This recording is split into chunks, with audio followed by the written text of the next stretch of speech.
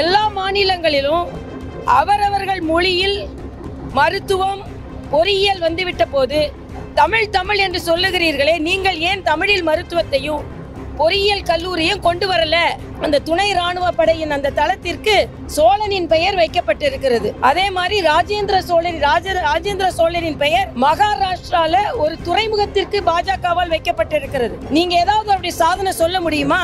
அதனால தமிழை வளர்ப்பது பாஜக. நெடுநாள் கழிச்சு மதுரையில் உள்ள சகோதரர்களை சந்திப்பதில் பெருமகிழ்ச்சி. மதுரை எப்படி தமிழ் வளர்த்ததோ அதே போல பாஜக தமிழை வளர்த்து கொண்டிருக்கிறது. தேசிய புதிய கல்விக் கொள்கையில் பிரதான மொழி தமிழ் மொழி. ஆனால் தமிழகத்தில் ஏதோ தமிழ் ஒழிக்கப்படுகிறது என்பதை போன்ற ஒரு தோற்றத்தை கொண்டு வருகிறார்கள். ஆனால் திராவிட முன்னேற்றக் கழகம் பலமுறை ஆட்சியில் இருந்தும் அடிப்படை கல்வியை தமிழில் கொடுக்கவில்லை. பட்ட படிப்பு வரை தமிழ் தெரியாமலேயே ஒருவர் தேர்வு செய்ய முடியும். அப்படிப்பட்ட சூழ்நிலையில் மரியாதைக்குரிய நமது உள்துறை அமைச்சர் நேற்று ஒரு கருத்தை சொல்லி இருக்கிறார். எல்லா மாநிலங்களிலும் அவரவர்கள் மொழியில் மருத்துவம் பொறியியல் வந்துவிட்ட போது தமிழ் தமிழ் என்று சொல்லுகிறீர்களே, நீங்கள் ஏன் தமிழில் மருத்துவத்தையும் பொறியியல் கல்லூரியும் கொண்டு வரல? அதே மாதிரி உலகமெல்லாம் சமஸ்கிருத பல்கலைக்கழகம் இருக்குன்னு சொல்றீங்க. தமிழ்நாட்டில் ஒரே ஒரு எம்ஜிஆர் அவர்கள் நிறுவிய தமிழ் பல்கலைக்கழகம். உங்களை யார் இன்னொரு தமிழ் பல்கலைக்கழகத்தை கொண்டு வர வேண்டாம்னு சொன்னது? அது மாதிரி இந்தி திவாஸ்னு கொண்டாடுறாங்கன்னு சொல்றாரு. தமிழ் தினம் மாதம் மாதம் கொண்டாடலாமே. நீங்க தானே ஆட்சியில் இருக்கீங்க, அதற்கு வழிவகை செய்தால் என்ன? அது மட்டும் இல்லை, இன்னைக்கு முதலமைச்சர் சொல்ல மூச்சு முட்டுதான் அவருக்கு. எப்படி மூச்சு முட்டுதான்னா, மத்திய அரசின் திட்டங்கள் எல்லாம் ஹிந்தியில இருக்கான், ரயில் பேர் ஹிந்தியில இருக்கான். நான் கேட்கிறேன், நீங்க ஆட்சியில் இருக்கும்போது மூச்சு முட்டலையா? நீங்க மத்தியில் ஆட்சியில் இருந்தீங்கல்ல, 5 அமைச்சரை வைத்துக் கொண்டு இருந்தீர்கள். அப்ப நீங்க இலகுவா இதெல்லாம் மாற்றி இருக்கலாம்ல. மூச்சு முட்டுதுன்னா நீங்க ஆட்சியில இருக்கும் பொழுது ஏன் இதை பற்றி சிந்திக்கவே இல்லை? அப்படி பார்த்தா நேற்று நீங்க பாத்தீங்கன்னா மரியாதைக்குரிய அமித்ஷா அவர்கள் சொல்லி இருக்கிறார்கள், நேற்று அந்த துணை ராணுவ படையின் அந்த தளத்திற்கு சோழனின் பெயர் வைக்கப்பட்டிருக்கிறது. அதே மாதிரி ராஜேந்திர சோழனின் பெயர் மகாராஷ்டிரால ஒரு துறைமுகத்திற்கு பாஜகவால் வைக்கப்பட்டிருக்கிறது. நீங்க ஏதாவது அப்படி சாதனை சொல்ல முடியுமா? அதனால தமிழை வளர்ப்பது பாஜக, தமிழை போற்றுவது பாஜக. PhD முதலமைச்சர் தமிழை வளர்க்காமல் ஆங்கிலத்தை மட்டுமே வளர்த்து கொண்டிருக்கிறார். அதனால எங்களை தமிழ் வளர்ப்பதற்கு உதவி செய்யவில்லை என்று சொல்ல முடியாது.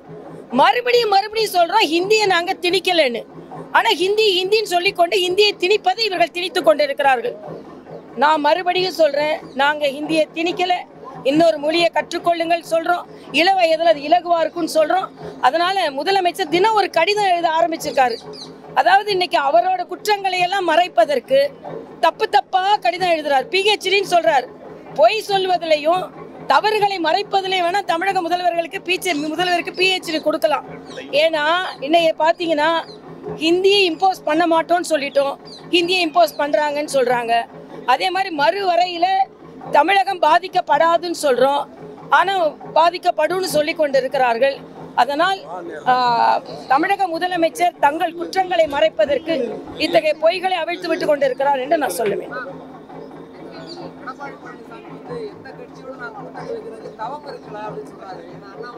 நான் தமிழக பத்திரிகை சகோதரர்கிட்ட ஒரு கோரிக்கை வைக்கிறேன். ஒரு 6 மாசத்துக்கு கூட்டணி பற்றி கேள்வியே கேட்காதுங்க. ஏன்னா 6 மாசத்துக்கு தான் இனிமேதான் எல்லாம் கூட்டணி அதை பற்றிலாம் பேசலாம். நான் தம்பி விஜயை நான் பாராட்டுறேன். இன்னைக்கு மகளிர் தினத்துக்கு வாழ்த்து சொல்லும்போது நேரடியா அப்புறப்படுத்தப்பட வேண்டிய ஒரு கட்சி திராவிட முன்னேற்ற கழக ஆட்சின்னு சொல்லியிருக்கிறாரு. அதுதான் எங்களது குறிக்கோளும்.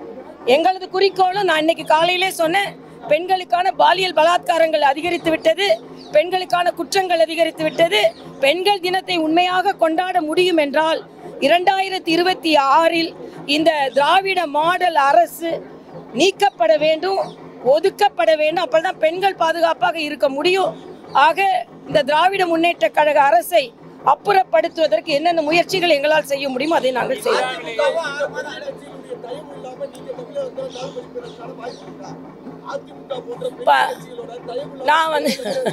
நாங்க இன்னைக்கு கையெழுத்து இயக்கத்தை நடத்தி கொண்டிருக்கிறோம்.